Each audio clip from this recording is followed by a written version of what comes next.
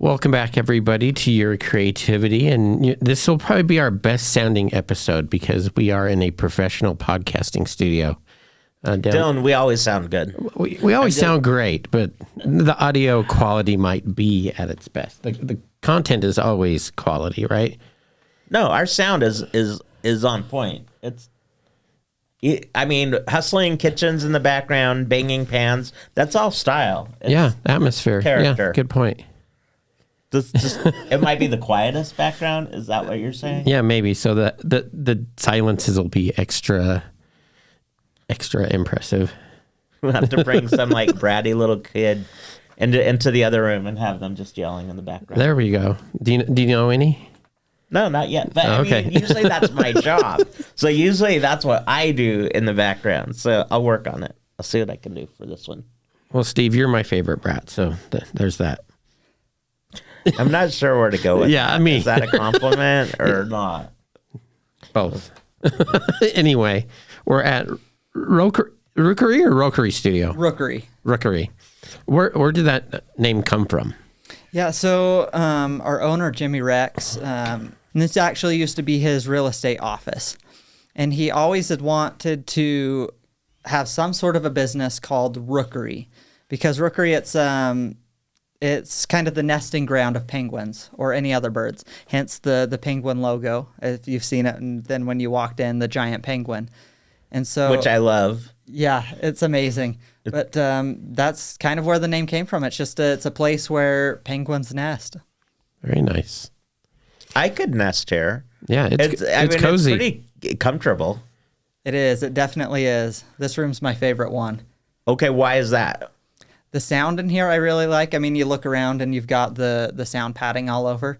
When we walk out after we finish the episode, just talking from here to talking in the hallway, you'll feel a huge difference.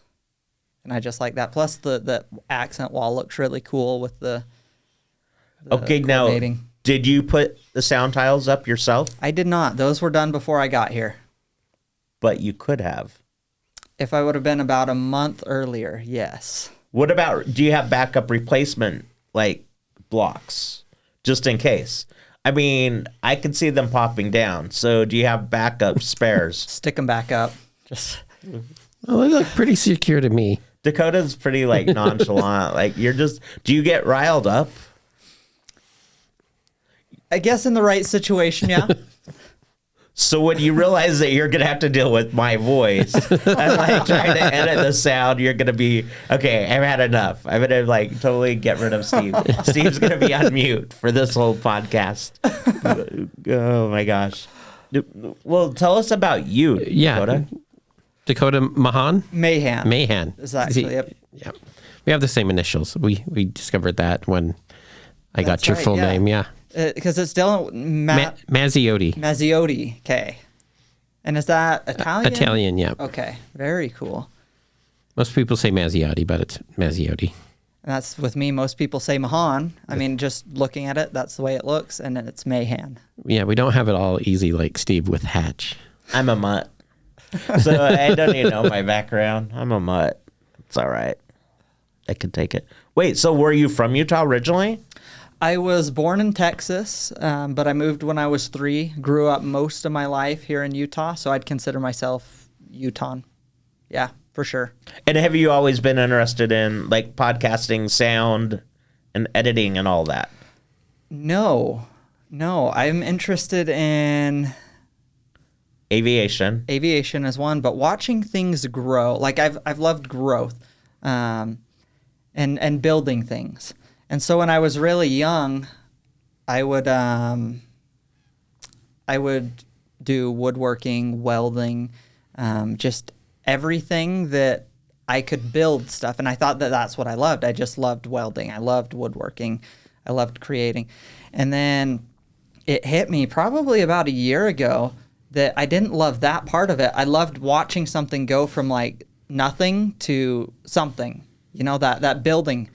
And so you mentioned aviation. Yeah, I got my degree in aviation management, and I went and worked as the assistant airport manager at the Heber Valley Airport here. Oh, cool. Just nice. up the road. And it was enjoyable, a great job, but I found out that it wasn't great for me because it's that building, that growth. And I realized that I started to kind of miss that. I craved watching and building things. So I found my way to working with Jimmy Rex and with this studio. And it's a business that I've kind of given. How did you meet him? So, like I said, I was at the Heber Airport, and like I said, I just realized that my goals had changed. Here I was. I spent 4 years getting my degree, and a couple months into my postgraduate career, realized this isn't it. And so I ended up putting in my 2 weeks notice. I went on a long hiking trip with a friend of mine, and just the whole time was thinking about, do I really want to keep doing this? I mean, it's a great career. It's stable. I've got benefits. It's amazing. But is it me? And so at the end of that trip, I put in my 2 weeks notice, not sure what I was going to do. So you were kind of scared? Kind of scared, very scared. Scary thing. Yeah. I actually went to my parents, and I saw them that weekend. Right before I put in my 2 weeks notice, I moved into my own apartment, and I had, just I had a job, so I was spending a lot more money than I should have. And so then I went to my parents and said, hey, what would you think if I left the airport to do something else? And I was like, I don't know how long it's going to take or what's going to come of it, but I've got a few plans, a few things that I think I can make work and that I want to make work. And amazingly, they just said, yeah, like if you feel like this is something that you want to do, go for it. And they were very supportive. It was great to have supportive parents for that. But I ended up approaching Jimmy Rex and said, hey, I'm interested in real estate. I don't want to be a real estate agent, but I know that you do a lot with house flipping. I know that you do a lot of investing. I'm interested in that. I just put in my 2 weeks notice. At this point, I had actually finished up my 2 weeks, so I was unemployed at that point. And I said, I've got 3 months that I can give you. I want to work for you for 3 months doing whatever. And then at the end of those 3 months, either if you want me, I've got a job. And then if not, well, I've got to use my remaining funds that I have saved to go out and actually find a job. And we shake hands, and that's that. What was his response to that? His response was, yeah, I'd love to have you work for me. Because that's kind of scary to me. Yes. Like, I think I would be scared shitless. Like, I would just be kind of like, please let me come work for you? Like, to even get the nerve to go up and ask him. Yeah, because that's the thing. I talked to him. I'd seen him at the gym maybe 2 or 3 times, and I just, in passing said, hey, what's up? And so, like, I didn't really know him, but I talked to him a little bit, and this was just an Instagram message that I said, hey, let me come, like, work for you. Like, I told him I'm not looking for a job. I'm looking to learn. It's kind of the thing. And that was the whole thing for the 3 months. I wanted to learn and then go out and do what I wanted to do. And he said, yeah, I've got a few things working. How are you with, like, audio and video? I need somebody to kind of take over my podcast production. On his personal podcast, The Jimmy Rex Show, if you've listened to that, it's one of the top business podcasts in Utah right now. And so I was like, you know what? Audio interests me. I've got a background in photography, so if we do anything with videography, it kind of, like, there's some background to build on, right? Yeah. And he's like, yeah. He's like, well, me and my other partner, Brett, we're getting ready to open a full-blown podcast studio. Because the whole reason that he opened this, he's done, 350 episodes at this point, and he realized the cost that went into it, the technical expertise that's needed to make it sound good. And when he started out, he spent a lot of money doing it, and he still couldn't get it dialed in just right. And so he's like, I want to start this podcasting studio, and we are starting it. We need somebody who knows how to do it and to manage it and to kind of take care of that whole side of the business. And so I told him, yeah, 100%, like, I'm in, like, let's do it.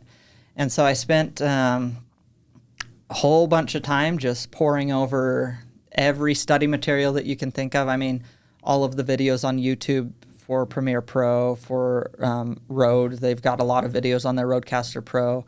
Sony's videos on video equipment and how the specific cameras that we use, settings on those. I went and shadowed a lot of people. I probably went and shadowed 6 video professionals that all do similar things. And then when I felt comfortable and when they felt comfortable, we ended up opening the studio fully in November. I think it was the week of Thanksgiving. So that's kind of where I come from and my background in it. Okay, so then that was starting like with nothing and then getting... So what even made you choose like the Sony cameras over something else or the Shure mics? Were there reasons that you selected those? So we selected these because they're kind of the industry best. You can always spend more money, but there's, at some point it's diminishing returns. Do you want to spend $3,000 on a microphone just for a minor little bit versus these Shure microphones that are still insanely good quality, and they are the standard for quality. As far as the cameras, I personally, when I do photography, I shoot on Canon. I really like how Canon looks on pictures. I'm familiar with all of their settings, and I just love using them. But when it comes to videography, I was a little bit new in that aspect, and I didn't know how to use my Canon as a video camera instead of photography. So that came from a lot of the shadowing that I went around and shadowed people. What would be the biggest difference, like to the learning curve of going from just taking pictures to videoing? Because you're still using kind of the photographic background for the backgrounds, the settings, and everything. That's true. The composition of it is going to be very similar. But some of the technical aspects are different. Lighting's going to be a little bit different. And so that's why I kind of went and shadowed people that knew more on this than I did. And everyone recommended Sony for video. Everyone that I talked to, they just raved on the Sony. So I did a little bit more research. And Sony's got S-Centone. It's a really great picture feature, and they recently came out with the Sony Fx3, which is now part of their Cine line, and they're great cameras. I think these are the only cameras that have a built-in fan, and so they don't overheat, right? And that's going to be a thing if we're doing podcast after podcast after podcast every single day. You have several hours that you're filming. You don't want your camera to overheat and to shut off. And so that was one huge thing about these specific cameras that I ended up choosing. I never would have imagined that as a feature in a camera. Yeah, and you can't even hear it. Like, they probably aren't running. Well, I don't know. We did a podcast right before, so they might be running now. But you can't ever even tell when the fan's running. Amazing. But who would even think of that crap? Like, I would not even think of, like, anything like that. Wow. So where do you see this going from here? How many podcasts have you guys recorded in the studio since November? That, I couldn't give you a number. It's... Hundreds? Probably not hundreds. 100, maybe. That seems more dozens. Yeah. How do people find you? Word of mouth is a big one. Jimmy's got a large social following, the other partner, Brett, as well. And so just social media pushing out, hey, this is what we're doing. And for any of your listeners that are listening right now, if you're looking to start a podcast, come in and we'll give you guys a free session just for being the listeners of your creativity. Thank you. Your mom. So... Yeah, my mom is our one listener. She's 85. She might want to do her family history. She might want to come in and talk. There you go. But, I've seen your guys' Instagram. You've got like 2,000 followers roughly there. You've got to have more listeners. Are we doing that good? Wow. A lot of bots. Yeah. A lot of bots. Okay. No, we haven't bought anything. My mom's pretty good with the hacking. Yeah, send her in. We'll get her podcast started and get her rolling. Oh my gosh. Are there plans for expansion, or are you just trying to kind of get it locked in here before even thinking about that, like Utah, Salt Lake location and whatnot? Yeah, growth is always in the plans of I'd hope it would always be in the plans of any business, but it's definitely in the plans of our business. We obviously can't tell the future and where things will go, but with our current clientele and how things are picking up recently, I guess we'll see how things go. I mean, that there'd be a lot more costs associated with that. Right now we have 3 rooms at our studio, so if we get to a point that we're filling all 3 rooms consistently, or that we have clients that are constantly looking to be at a closer location to them, because right now we've got, I think, 2 to 3 that come down from Salt Lake, and then 1 from Tooele, and then plus some of them have co-hosts, so that's 6, 7, 8 people that are driving down. So if there's a larger demand for it, then that's something that I suppose we could always look into. What would you say the pros of coming to somebody like you as opposed to doing it on your own? Well, first of all, you don't have to do anything. Like, you just show up and you talk into the microphone. You don't have to know any of the technical aspects. That's a lot of the things that turn off new podcasters, right? Right. Yeah, I didn't know anything at the beginning. Yeah, and it's intimidating to get into it. It very much is. And so, I mean, that I would say is the biggest thing, is you have to do literally nothing except schedule a time and show up. We've got all the equipment, all of the rooms, all of the audio, video, everything. I mean, we've got notepads to write down any notes that you want in, water bottles. Like, you just show up, talk, and leave, and that's it. Feels like being a guest, because it felt so weird not bringing any equipment to a remote podcast. And what's your turnaround on that? So if we record this right now, how long does it take to get it edited and put back up? That depends heavily on how shitty of a host I am. So how much editing I'm going to need. Oh, yeah. Sorry. You're going to have to tell your parents that Steve swears. That's just fine. Give them a heads up. It's your podcast, right? Yeah. My mom's hearing. It's not as good as it used to be. So I'm just kidding. No, turnaround, it depends heavily on how booked out the studio is. I obviously record. If I'm not in the studio, I'm out in the front room doing the editing on the recordings. So depending on how, I guess, backlogged we are with editing that needs to be done, it's going to be more or less, obviously. With one that we did today, I'm probably going to get it back to her sometime midday tomorrow, which is a lot quicker than I expected, because tomorrow morning we don't have as many. So tomorrow morning I'm going to be using that time to edit her podcast, get it back to her. But what I try to tell people, and what I'm really trying to get people on a schedule and fixed doing, is 1 week from when you want it posted. And I say that because that allows, plenty of time for if something happens, if somebody books last minute at a time that we weren't expecting anyone to be here and I was supposed to be editing.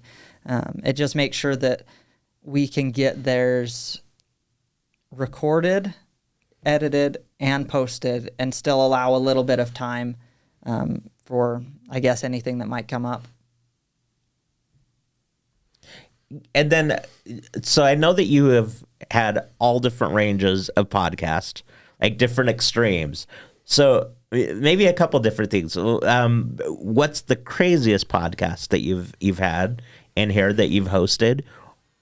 Like the most bizarre topic. And then also, do you think that there's a pattern that would go into a successful podcast? Like, what would that pattern be, or that model? What do you think makes a successful podcast? I'm going to go on your second question first, just because that's the first one that comes to my mind. The thing that's going to make a successful podcast is consistency. There's so many people that they start their podcast and then they post once, twice, 5 times, and then it's done, and then they think back to it and they go, oh yeah, I should record an episode, and then they do one a month later. And you've got to be consistent on your posting, get your listeners accustomed to, all right, I know they release every week or every other week. or they release on Tuesdays, whatever it is, find what works for you and keep it consistent. And the other thing I would say is a big part of it is the audio of it. I mean, that's what a podcast is you've got audio. Now times you've got it, you've got video, YouTube, and we do the video as well.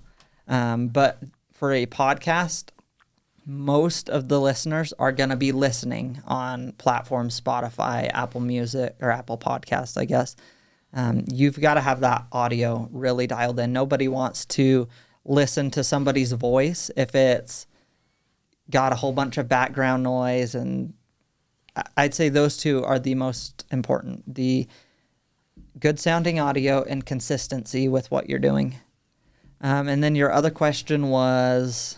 Most bizarre guests bizarre. Yeah, the craziest that you've had. Oh, that...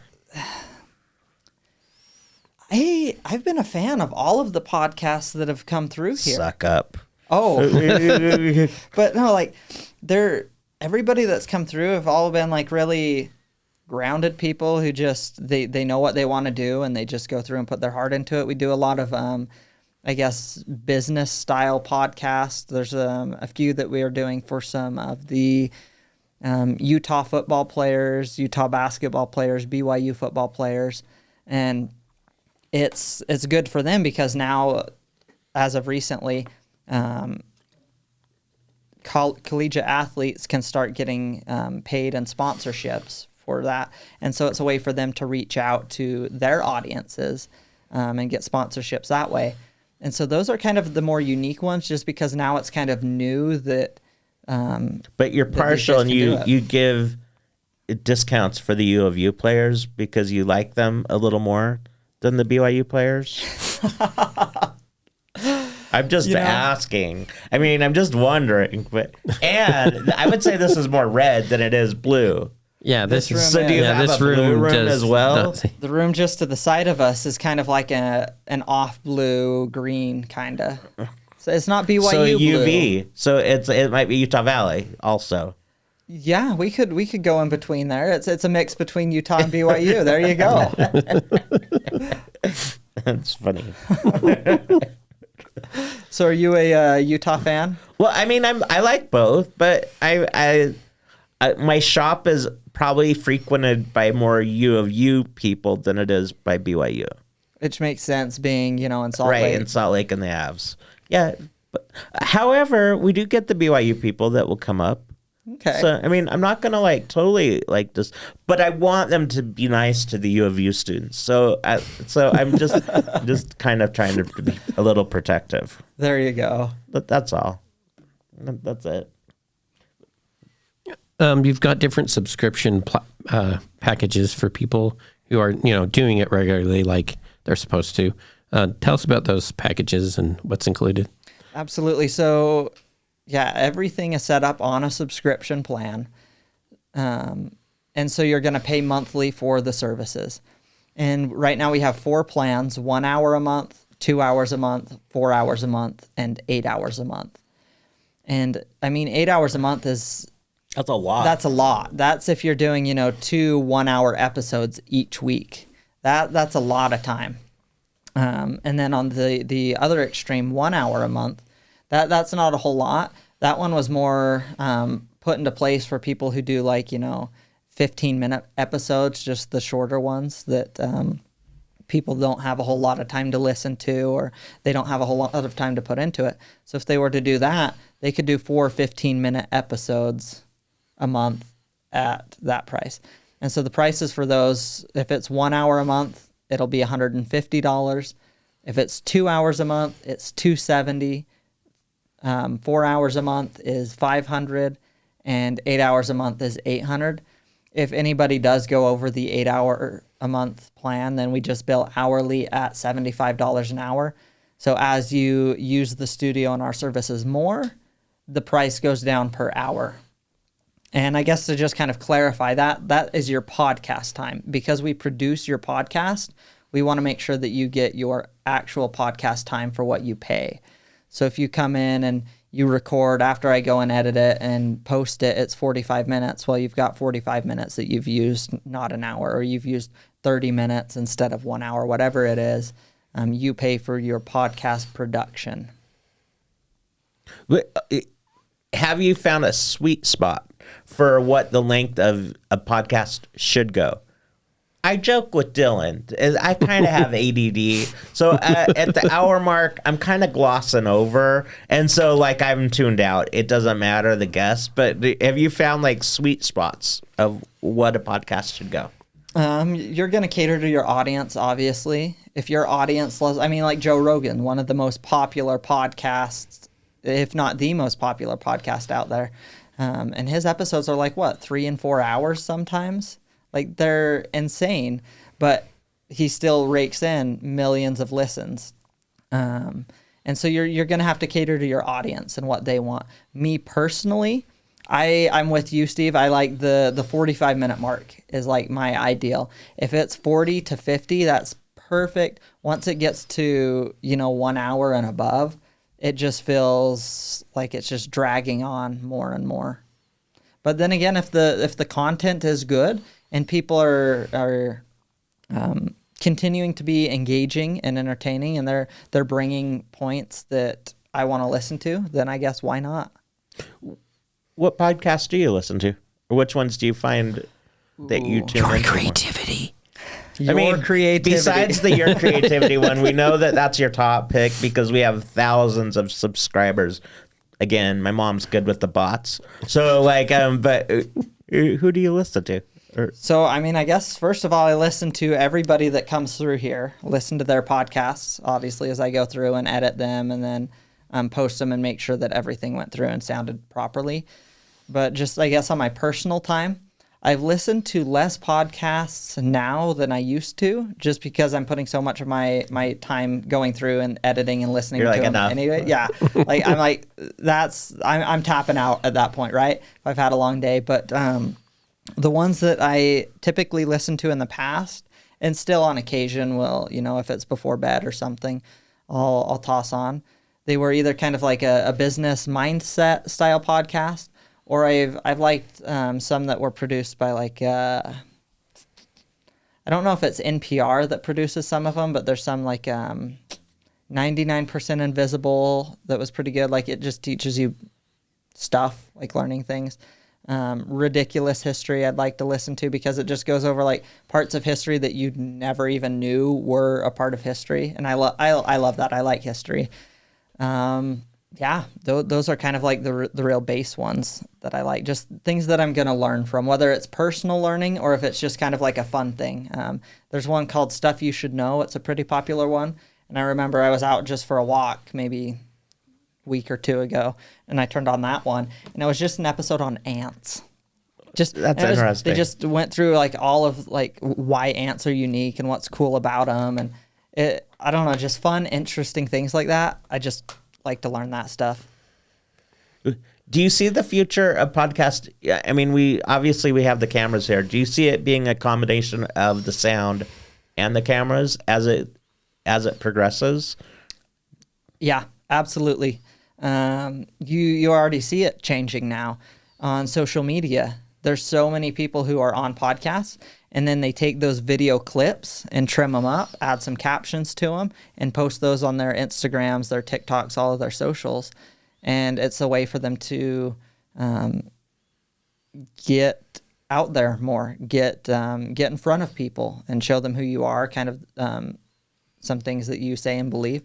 And so I think that the video is a big aspect of it right now. And it's only going to keep getting bigger and bigger with time. Yeah, like my interview with the guy from Ted Lasso. I didn't think that video was going to get that many views. It's almost at 30,000 now. Wow. Yeah. And here you are saying you've got one listener. Again, my mom is great with bots. Great with bots. She has a lot of time. A lot of spare time. Her and the nursing home people, they can each create bots. Yeah. What situations are most creative for you? You like building and learning and that kind of stuff. When you need to create something or, build something, what kind of situations are most creative? I wouldn't say it's the situation. I feel like I can be creative in any situation, but I have to start. Like if I'm sitting there waiting for a great idea or something to just come to me, for me, it just doesn't work that way. I've got to just get in and start doing something. For example, going back to when I was younger and I was into like welding and woodworking and stuff, me and my friends wanted to build something. And I mean, you can't just like creatively think on the spot, right? At least I can't. And so we're like, well, let's just start building something and it will come to us in the midst of it. And so we ended up just grabbing a whole bunch of stuff at one of the secondhand thrift stores. We got some water skis, a chair, a bike. We just grabbed a bunch of stuff, started chopping it up. What we turned it into was we attached the chair onto 2 water skis, chopped off one of the water skis and attached that to the bike, and then attached the bike to the chair. So it was kind of like, imagine like a bike, but with an actual chair that you're sitting in attached to water skis, and the front handle moved the front ski that was only like, I don't know, 1.5 feet long. And we're like, we don't know what this is, but it's cool. And we ended up taking it down it was snowing, so we ended up taking it down a bunch of snow slopes and stuff. And it worked a lot better than we thought, because when you turn the handlebars, the ski didn't just go left to right. It went left and then cut, or it went right and then cut. And so like actually sharp turns and stuff down. And like it was a very, very creative, fun thing. Oh, wow. But it's not that I was like in the space to find that creativity. I just started doing something, and then the act of actually doing led to being more creative. If that makes sense to you guys. Yeah, that's awesome. Throughout your life, who's inspired you? That's a good question. My grandpa has always been a big inspiration to me. He's taught me a lot of what I know. And my parents divorced when I was 3, I believe. And ever since that time, I've always lived within half an hour from my grandparents. So my grandpa kind of took on that role of a father figure in my life, and he taught me a lot of everything, mechanics and building. And he was the one who I'd always go over and use his welder. And when I was in 3rd grade, my mom met my stepfather, he's my father to me. He would also be an inspiration as well. I've helped him build. Now they're building their 2nd house. My grandparents just built their 6th, I don't know. And so just learning from them and the people that they are, I'd say both my father and my grandfather are huge inspirations in my life. That's awesome. Going back to, what are some of the biggest mistakes or the lessons that you've learned in both life and podcasting? What are the biggest mistakes people can make, or that you've seen? In life and podcasting? Sure. I mean, just what you've experienced, or lessons that you've learned from that. Like you talked about making that ski. You probably made many mistakes to get to that point. What did it teach you? To just keep going. I mean, is it really a mistake? I mean, sure, it may not have turned out the way that you wanted it to, but it's still something, right? It still has some sort of a use, even if that use was just to teach you how to improve next time. So I'd say that just, stick with it. The determination, and it goes back to the consistency with podcasting, right? Stick with it. Because are you doing this for other people and what they think and what they hear? Or are you doing it for you? Like, did you guys start this podcast for other people, or did you start it for you? Why the hell are we doing this? For me. Yeah, we're doing it for Dylan. You're just along for the ride. It's all for me. I just want to meet cool people all the time. So that's it. Yeah. But I love how you said that about mistakes, because I agree. I mean, I don't see them as flaws. I see them more as opportunities and just lessons that you learn. So I loved that you said that. That's great. Yeah. And I mean,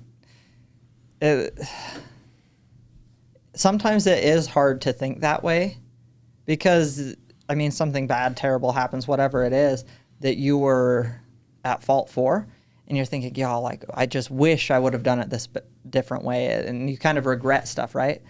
But I mean, that's just kind of life. You just have to stick with it and go with it. And yeah, that to me, that mindset makes more sense. Even on the days that it is hard to think that way, it just makes so much more sense than to live your life thinking that there are all of these big mistakes. It's just life. You just got to keep going through it, right? Totally agree. Everything happens for a reason. For sure. I got deep there. I think we should. Should we do bonus questions? Yeah. Bonus questions. That sounds fun. What does your creativity mean to you? Or what does creativity mean to you? What does creativity mean to me? Doing what I want to do. Like, I feel like it can't be creative if it's forced. It has to be something that I want to do, right? Yeah. So, if I told you guys to go out and to weld and to make this bike, it's not going to be as creative. It's going to be a disaster. I'm going to just like burn stuff. Like, so yeah. Yeah. So to me, creativity is just me doing what I want to do. I think that's the best way I could summarize it. I'm a similar way. I can't be doing the same stuff all the time. It just eats away at my soul. So I'm glad I have creative outlets like this. Yeah, and that's kind of one of the perks of working here at the studio is that, yeah, I'm doing the same thing with editing, but it's different every time. I'm hearing all of the different stories, all of the different podcasts, and so it's not... meeting different people all the time. Yeah, exactly. All the people coming in and out. I mean, Britt, when she was walking out, you guys were able to talk and introduce yourselves, and I mean, it's like that every day. So that's nice. That's cool. The next bonus question is, who's your favorite Muppet and why? Ooh, all right. So I haven't been huge into like movies or videos or stuff. So for reference, I am 25 years old, just turned 25, and my generation is like big into Harry Potter, right? That was kind of their thing. Yeah. I had not seen it until like a year or two ago, something like that. My friends were talking. They're like, "Oh, you haven't seen Harry Potter? You have to." Same with Star Wars. I've never watched Star Wars. I've never seen a lot of the Disney movies, like the original Lion King and all the stuff that I should have watched growing up. I was outside climbing trees and building stuff, and I just didn't spend much time watching. So I've never actually really watched the Muppets. So the only two that I'm aware of are Kermit and Miss Piggy. And so out of those two, I would say I'm going for Kermit out of those two. There we go. Process of elimination, default, right? Yeah. Yeah. Every once in a while we get an answer like that. It's like, I didn't really watch him. I don't know. But Kermit's a good one. And then the last one, and this will be an interesting answer too. In the movie of your life, who would you like to play you? Because you sing so few things, it's like, it'd be interesting to see who you pick. Well, they'd have to pull off that mustache. So that's the thing, this mustache, I usually don't have a mustache. I usually have stubble about what I have right here. That's kind of my standard, typical, similar to what you've got going on now. I'm lazy. Yeah, it makes it simple to just put on a guard and buzz it, keep it. It's very simple to take care of. Yeah.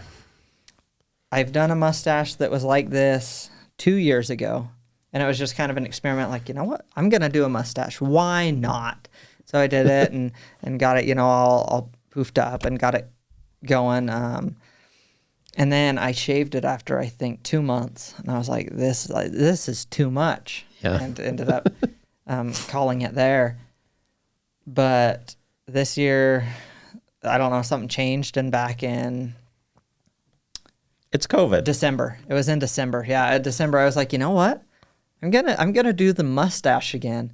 So I shaved and I've just been keep going with it. But usually I don't have this. Like maybe the next time you see me, it will be gone. Like it's just one day I'll just wake up Just and a be like, playful thing, yeah. just don't want it anymore. So yeah, I wouldn't say that the mustache Is is a big a trait, yeah. requirement Yeah. for the actor, but for the going back to it, the actor that would play me, I do really like Matthew McConaughey. I don't think that he would be the right fit for me, but I love him as an actor. I read his book recently, Green Lights, an amazing book, goes through his life. Someone that I feel would fit my style and could do it well would either be Matt Damon or Chris Pratt. I don't know, kind of between those two. If we're going for big names, right? Yeah. Those two I feel like I'd connect most with and would bring out me best in a role. So I'd go with those two, either Matt Damon or Chris Pratt. I could see the Matt Damon more because he can be a little more reserved in his characters That's true. than Chris Pratt. Do you regret leaving the airport job? No, I don't. And I left on great terms. I made sure everything was going well and that they were in a place that I could do that. But no, I don't regret that at all. I don't regret joining them either. I was actually there part-time throughout school for a year and then like 6 months-ish after graduation. And I loved every minute of it. But one day I just woke up and just realized that it's not it. Like there's more to my life than what I could do there. I felt like I'd achieved my purpose at the airport. I'd put in what I could put in there, and that there was more elsewhere. So no, I don't regret starting. I don't regret staying for the time I did. I don't regret leaving. The more things that I regret in life are things that I haven't done. And so if I hadn't left the airport and we were still somehow sitting down talking about this, that might be a different conversation. I may have regretted that. And I've noticed that in my life, that I hardly regret the things that I do, but I regret the things that I haven't done a lot more. Where do you see the Rookery in 10 years? Ooh, in 10 years. 5 years, 10 years? I'd love it to be a national thing in bigger cities. We could have one here and then in Salt Lake and Denver, and just kind of expanding around, because nobody is really offering this. We are the only studio in Utah that does everything, right? There's studios that you can go bring your own equipment and record. There's studios that you can rent their equipment and record in their rooms or other rooms. But nobody takes you from start to finish of your podcast. Nobody out there, specifically in Utah, can you walk in and say, I want to start a podcast, and that day will get you going. And so I would love to have it be a national thing in larger cities that we could expand to. And I would also love to eventually start including more services that would correspond differently with different prices. That would we connect you to sponsorships. We can connect you to guests. If Steve and Dylan, if you come to me and say, hey, I'm having a hard time, I want a guest on my podcast that has something to do with this or is in this realm, or just somebody way out there and wild. Like I need one of these guests, then we can connect you that way. So that's really where I'd love to see the Rookery going, is multiple locations and services on top of what we already include. And maybe just to end it, how can people find you? So people can find us online and on our Instagram. It's rookerystudio.com for the website. Studios, it goes to a weird blog thing. Yeah, yep, they had that domain. That's why it was. And then our Instagram is Rookery Studios. It's easy to tell which one we are. It's the logo with a penguin. And you can send us a message directly on Instagram, and we'll get back to you, and we'll get you guys in here for a free episode, or just help you out with your podcast any way that we can. And we met you through the Utah Podcast Coalition. You were at the one we went to last week.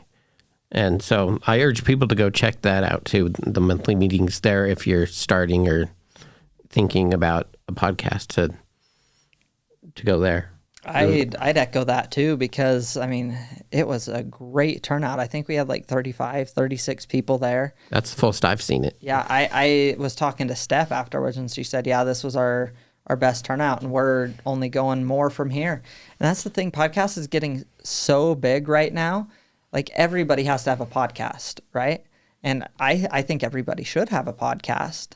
I need to start my own personal podcast, but I mean, spending so much time here, it's hard for me to justify that at this point. So many questions with that, because now I'm like, what would you start? What is your podcast? I already know what my podcast would be.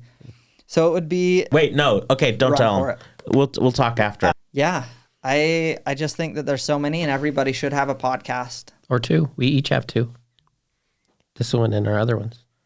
Yeah, I don't know. Yeah. Well, I don't even know what the hell my other one is. It's your talk show, but we make it into audio, so it's a podcast too. I have my own desk. I don't have my own desk.